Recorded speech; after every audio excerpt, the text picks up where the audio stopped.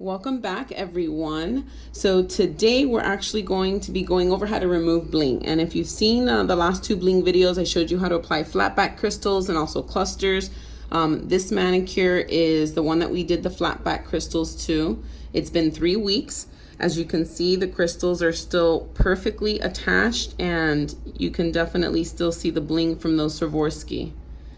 And that, my friends, is exactly why you use top quality crystals, top quality product, and you take the time to apply it so your client can really have the benefit of enjoying this super cute, beautiful, elegant manicure and not worrying too much about whether or not the crystals are going to not last as long as the manicure. And on top of the crystals, you can see that manicure is super perfect. Cuticles are really healthy, nothing overly dry or flaking, which is really awesome. Great cuticle health, and these are definitely hard-working hands right here. So when we're removing the crystals, the first thing that we're going to need to do is take these crystals off. You're definitely going to be eating up a file if you're trying to remove it with a file. I have these nippers that I strictly only use for anything that's not cuticle nipping, pretty much. And I just go around the crystals and try to pop them out. You want to be careful, especially with the bigger crystals, that you just don't go for the whole thing and try to bring them up, because that is very attached to the gel underneath.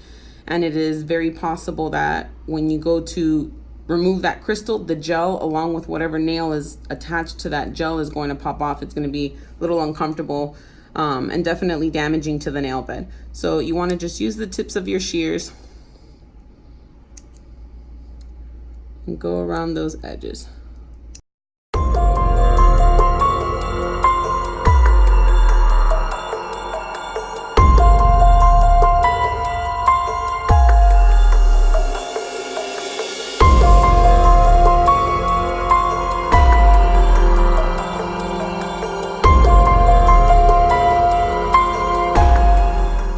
Now for the bigger stones, I'm going to kind of just go through along all the edges a little bit and separate the gel.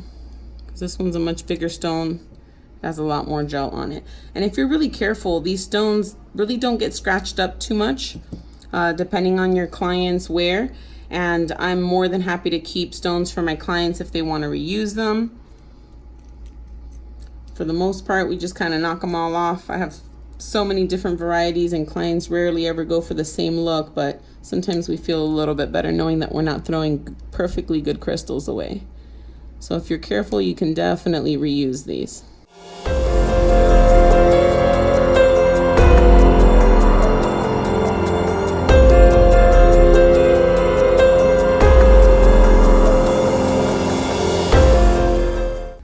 Now that we've taken it off of this hand, that's where I'm going to go in with my file on the 100 grit, and we're going to go ahead and buff to prepare these nails for soaking. And I don't know about you guys, but it breaks my heart every time I gotta soak off such a cute manicure. Tell me I'm not the only one. Now for a cluster removal. It's pretty much the same technique. You want to use some little pincers here, and you're going to go around the edges. What you want to do is just loosen up all the gel that's in between the stones. You do not want to go all in and try to just like lift it from the bottom. It will be very painful, and you're going to have that gel lift up with the nail bed still attached. Definitely not a pleasant feeling, especially the bigger the clusters are, the bigger the grab with your pincers are. So you just want to be a little bit patient, go around the edges.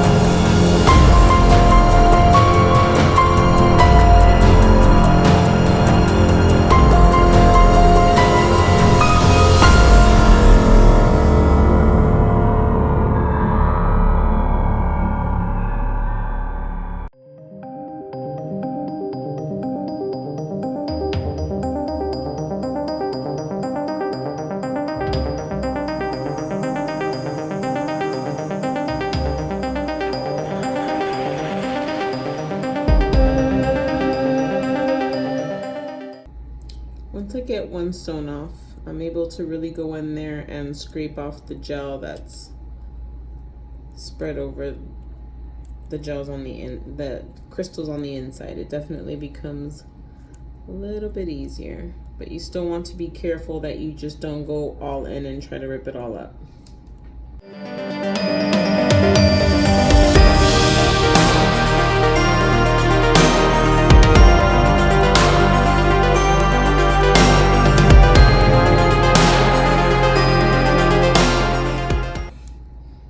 With as much as I've taken off, this one is still pretty solid on there. This product is amazing.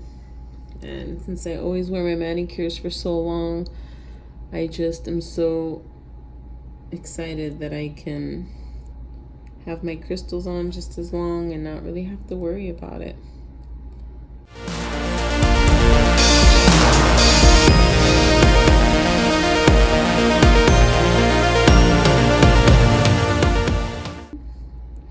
Now from here, I just take off any excess of the Stick-It gel. It's kind of gummy, so it definitely will eat up your file when buffing it. So flatten that out.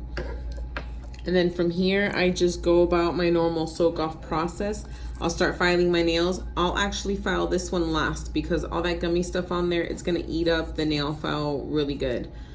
So anytime that I have to file things off like that, I just leave those for last so that way I can file the rest of them pretty good. And that's pretty much it. So I hope that was really helpful in showing you how to properly remove crystals from your nails so that you're not damaging and so that they're not hurting. And as you can see, after a little over 4 weeks, that crystal was still on there just as good as the first day I put it. That product is super amazing, but you definitely want to be careful taking it off because it will hurt. But I hope everyone enjoyed that. Thank you so much for tuning in, and I'll catch you guys next time.